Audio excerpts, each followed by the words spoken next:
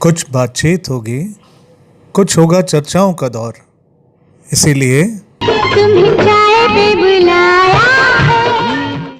नमस्कार साथियों, स्वागत है आप सबका माध्यम टीवी के सबसे खास कार्यक्रम नीलकंठ चाय पर चर्चा में। आज स्टूडियो में हमारे साथ मौजूद हैं होटल एसोसिएशन के सेक्रेटरी हैं इस समय धीरज कटारिया जी, और पूर्व सेक्रेटरी हैं पवन खंडेलवाल जी, और होटल एसोसिएशन के ही पूर्व अध्यक्ष हैं दशरथ सिंह जी।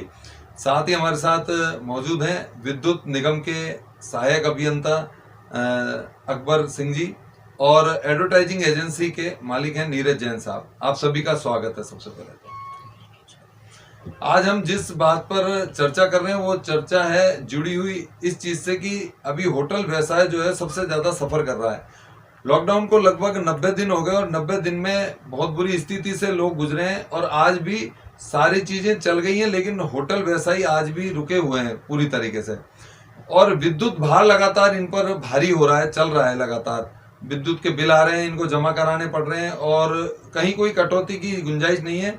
ऐसी स्थिति में इनके पूरे परिवार को सफर करना पड़ रहा है। साथ ही होटल व्यवसाय से जुड़े हुए और जो अन्य लोग हैं उन सबों की जिंदगी इस समय बड़े खतरे के स्तर पर आ चुकी है। तो सबसे पहले मैं जानना चाहूंगा होटल एसोसिएशन के जो सेक्रेटरी हैं धीरज जी, तो मैं जानना चाहूंगा कि इस समय किस स्थिति से गुजर रहे हैं और क्या आपकी मुख्य मांगे हैं। जी धीरज जी। नमस्कार।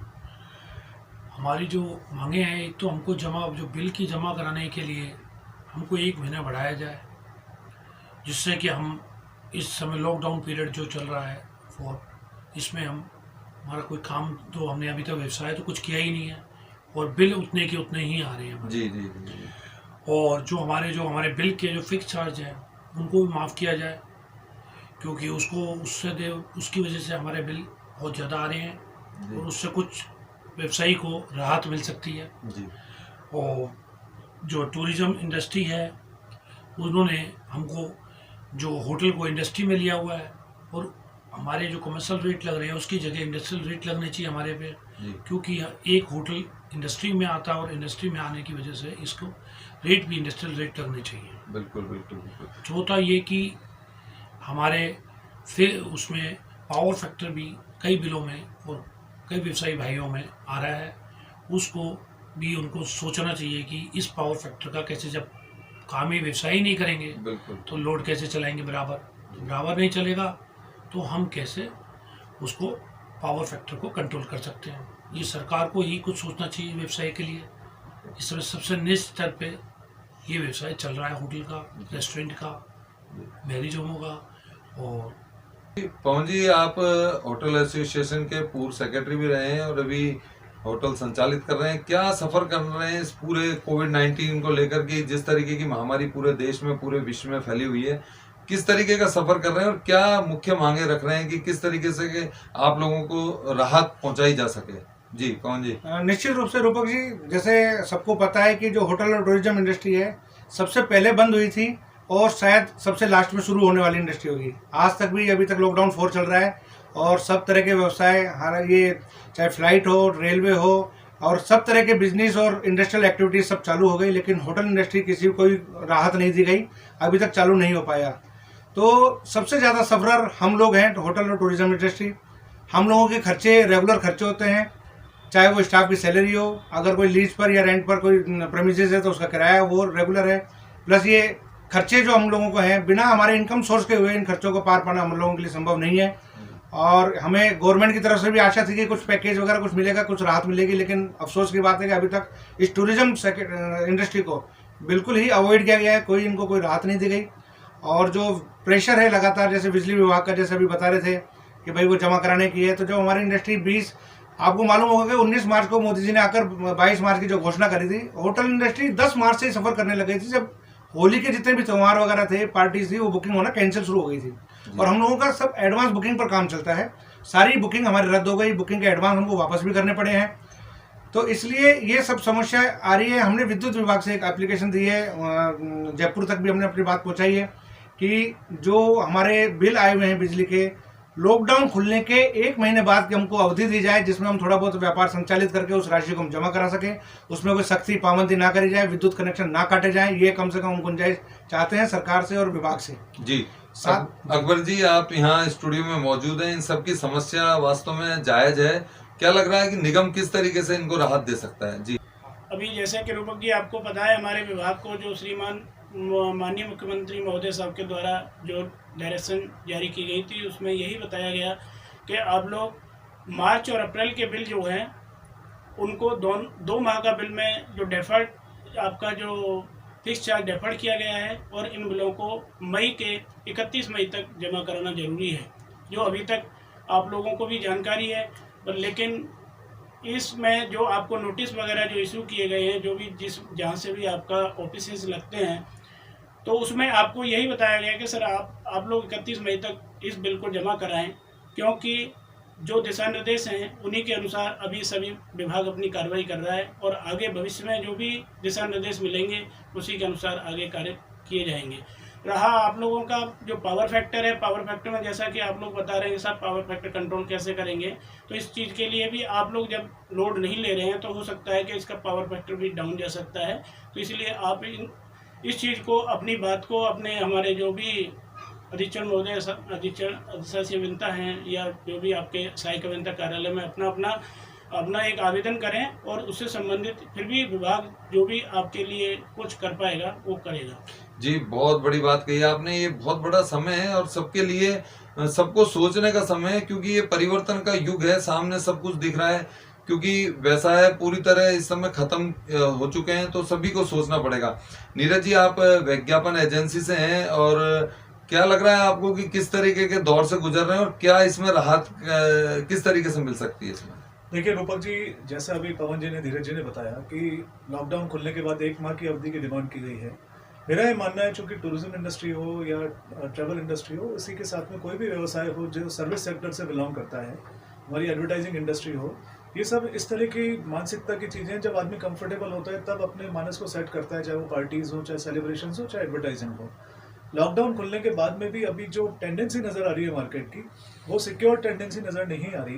कहीं ना कहीं लोग डरे हुए हैं कि आगे क्या रूपरेखा रहेगी, और कहीं ना कहीं ये बातें भी आती है बीच बीच में कि लॉकडाउन काफ़ी लंबा भी चल सकता है। अब जब अनसर्टेन स्थिति है, मार्केट पूरे तरीके से, चाहे ग्रीन जोन, रेड जोन और ऑरेंज जोन के बीच का पार्ट हो, कंटेनमेंट जोन का पार्ट हो, जब इस तरह के डिस्टर्बेंसेस हैं और नज़र आ रहे हैं, तो कहीं ना कहीं हम सब भी इनसिक्योर्ड हैं। और लॉकडाउन खुलने के बाद में भी मुझे नहीं लगता कि 6 माह तक भी स्थिति सामान्य हो पाएगी।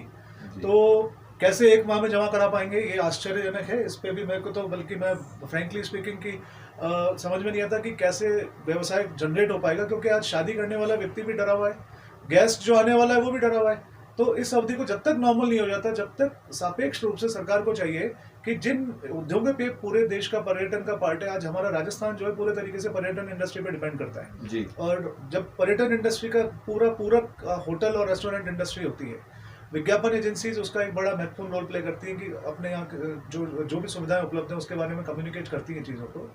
तो सरकार को चाहिए कि इस समय वास्तविक परिस्थिति का ध्यान रखते हुए, ठीक है, कोई अगर कंजम्पशन होता है हमारे द्वारा, मान लीजिए कोई सेवा का उपयोग हम कर रहे हैं, उसका कंजम्पशन होता है तो उसका शुल्क भी भुगतान होगा। बट चूंकि लॉकडाउन अवधि के दौरान तो ये सब चीज़ें बिल्कुल बंद रही हैं, तो इस अवधि का जो भुगतान का समय है, इसको बड़े अनुपातिक और मैं समझता हूँ इस सहृदयतापूर्ण तरीके से निर्धारित होना आवश्यक है कि हम सबके मन में भी कॉन्फिडेंस आए कि वास्तव में सरकार ने हम सभी का ध्यान रखा है। जी। आज एमएसएमई के अंतर्गत भी बहुत सारी घोषणाएं हुई हैं, लेकिन प्रत्यक्ष कोई लाभ नहीं मिला है हम लोग। बिल्कुल। दशरथ जी, आप होटल एसोसिएशन के पूर्व अध्यक्ष भी रहे हैं, और अभी जो स्थिति चल रही है, किस तरीके का सफर कर रहे हैं, घर परिवार कैसे पाल रहे हैं, और क्या लग रहा है आपको आने वाले दिन किस तरीके से रहेंगे यदि मदद नहीं हो पाई सरकार के द्वारा आपकी? तो देखिए रुपेश जी, सही कह रहे हैं आप कि हम होटल एसोसिएशन वाले, हाँ, जब शुरू में लॉकडाउन हुआ था तब से हमने बंद किया हुआ है। हमने 1 महीना लेबर को भी रख के देखा कि आगे आने वाले टाइम में हो सकता है खुल जाए या कोई स्थिति अच्छी हो जाए, उसको भी हमने फ्री तनख्वाह दी, भोजन खिलाया जी और तरीके से चलाया भी। लेकिन स्थिति ऐसी बढ़ी कि लॉकडाउन बार बार हो रहा है और हमने स्टाफ को भी भेज दिया। लेकिन सरकार अब जो लॉकडाउन लगातार चल रहा है तो बिजली का बिल है ये भेज रही है, सरकार ने होटल एसोसिएशन को कोई छूट नहीं दी है। अगर छूट दी है तो सिर्फ ये दी है कि आप रेस्टोरेंट चला सकते हैं, उसको भी खाली टेकअप। तो आप जानते हैं कि इसमें आज की तारीख में सब डरे हुए हैं, कोई कस्टमर जल्दी से इस तरह की कोई चीज़ पैकिंग के लिए नहीं आता है।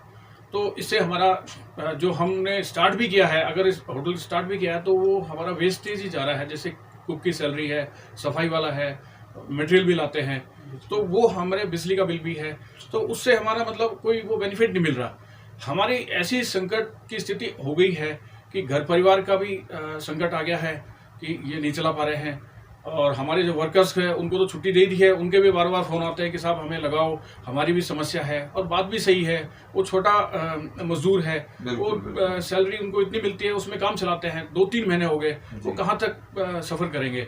तो हम सोचते हैं सरकार से कि इस बार हमें इस तरह का मौका दें कि होटल रेस्टोरेंट इसको चलाने की अनुमति दें।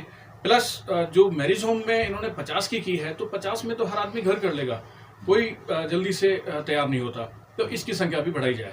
पवन जी, आप होटल एसोसिएशन के सचिव रहे हैं पहले, अभी आपका होटल व्यवसाय सबसे ज्यादा सफर कर रहा है, इस बात में कहीं कोई संदेह नहीं है। केंद्र सरकार की गाइडलाइन है और सबसे बड़ी बात यह है कि सोशल डिस्टेंस मेंटेन रहे, इसलिए होटल व्यवसाय आज भी बंद है।